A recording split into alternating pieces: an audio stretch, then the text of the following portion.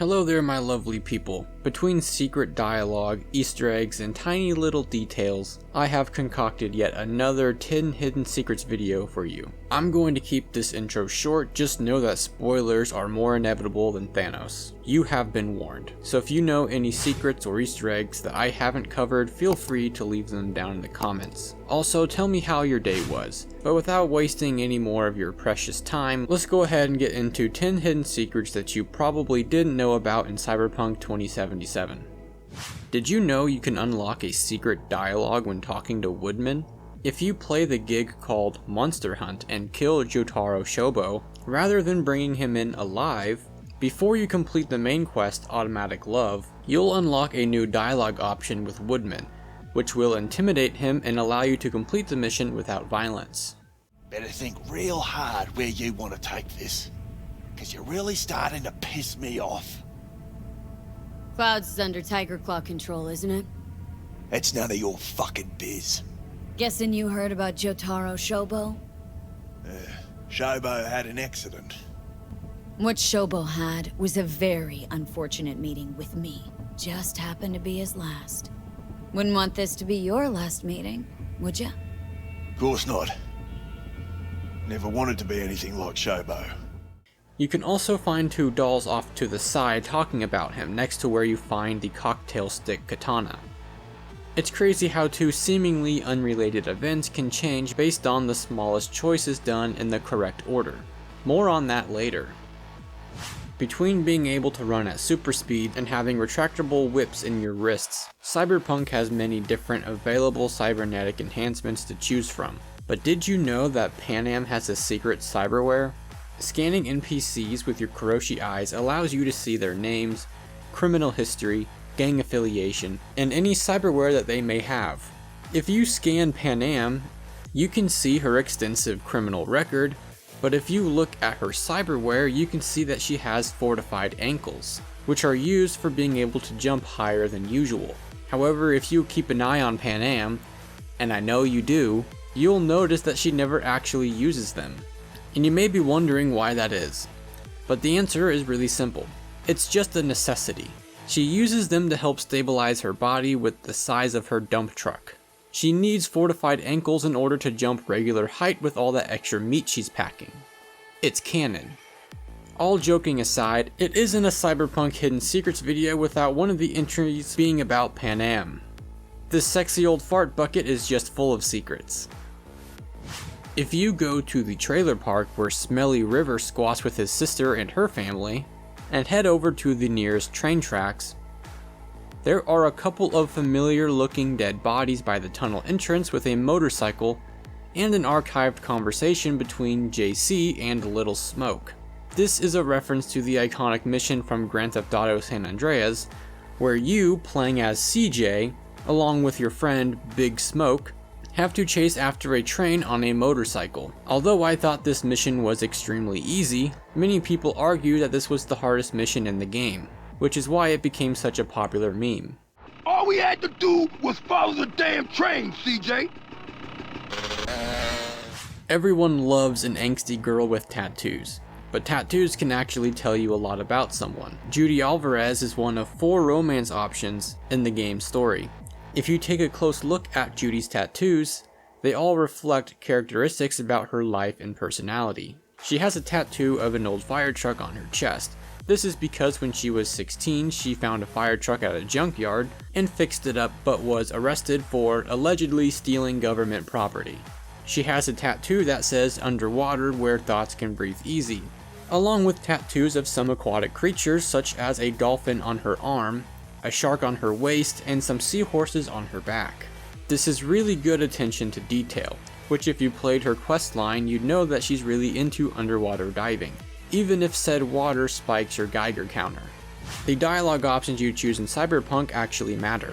By now you should have realized that there is a secret ending to the main story of the game. The secret ending to Cyberpunk is unlocked by being honest with Johnny at the oil fields during the quest Chippin' In, by telling him he screwed up your relationship by lying to you and using you, and then offering him a second chance. But I've managed one thing for now. Not to fuck this up. What we have. No, Johnny, you fucked that up too. You used me. Lied to me. Can't trust you at all. Is it too late to ask for a second chance? Okay. But as second chances go, this is your last. I refuse to be that naive. I'll try damned hard.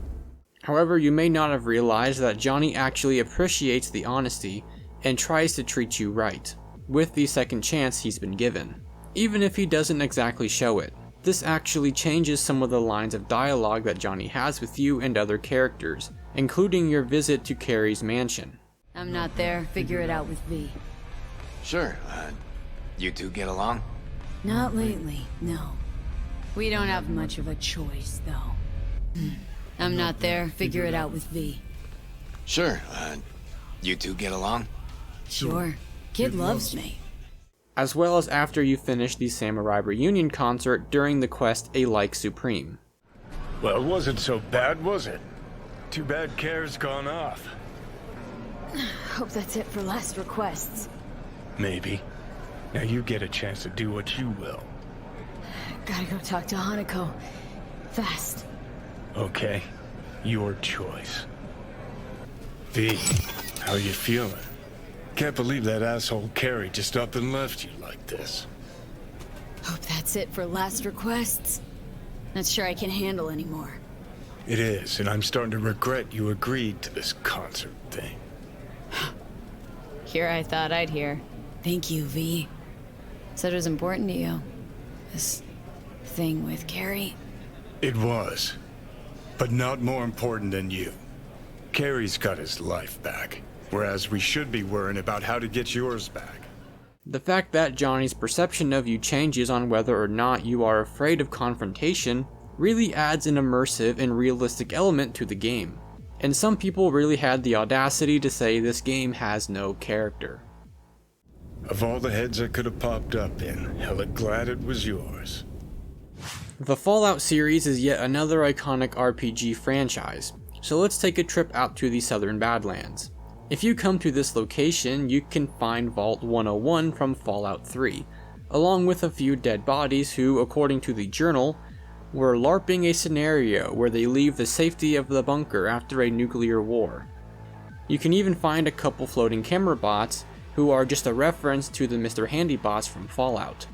The fact they referenced Vault 101 shows that CD Projekt Red agrees that Fallout 3 is superior to New Vegas. Fight me. Jackie dies during the heist at Konpeki Plaza, and you're offered a choice with where to send his body.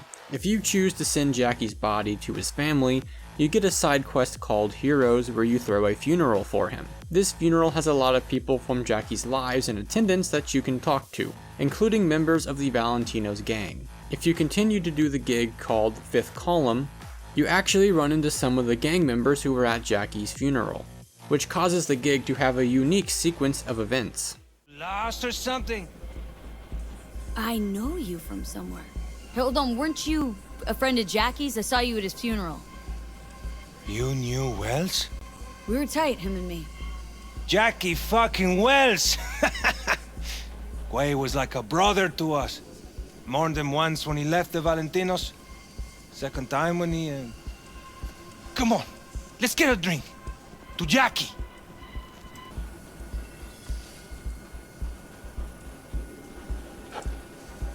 All right, I gotta go back. Chill here if you like, but don't do nothing stupid, chica. You pull some gunk shit, not even Jackie'll save you. This is only available if you actually have the funeral for Jackie, and complete the quest before playing the gig, so you probably missed this detail entirely, as I personally find the quest heroes to be extremely boring, especially when you can just skip the funeral and get his bike immediately after starting the second act. If you head out deep into the Badlands, you can find a lonely weapons vendor. South of said vendor, you can find a cave with a few dead wraiths laying around, and inside the loot box at the end, there is a journal from Thomas Starr, who describes the plot of the first Iron Man movie. Thomas Starr, Tony Stark, you see what they did there. So that begs the question, did you know about this Marvel reference? Did you know that Cyberpunk has a Death Stranding Easter egg? Yeah, neither did I. You can find this during the side quest called The Hunt, when you break into the police station to steal evidence to look for River's nephew. Once inside the station, turn immediately to your right, and in the back of the room you'll find a Death Stranding fetus. I personally haven't played Death Stranding, mainly because Sony locked me out of my PlayStation account, but this was still a cool Easter egg.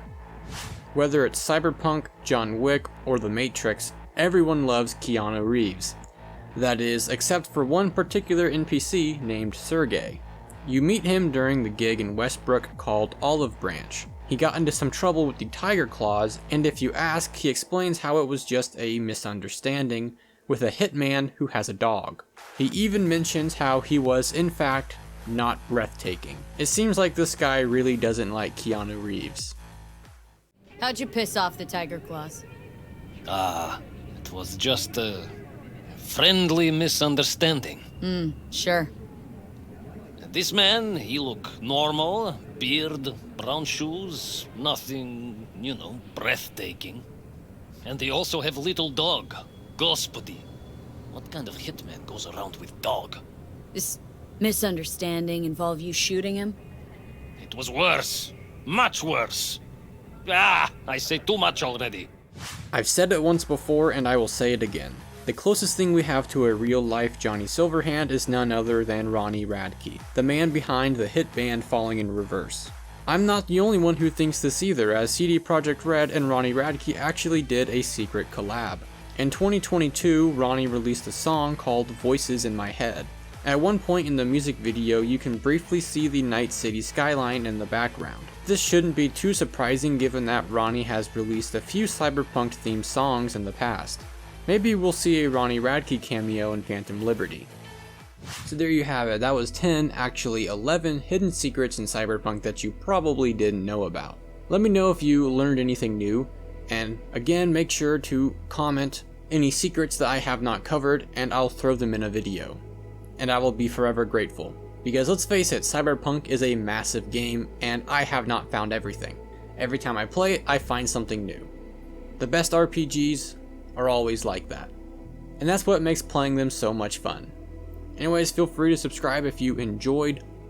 I'll be uploading more Cyberpunk and Fallout 76 videos in the future. And who knows, if Starfield is actually good, I might make some videos on that as well.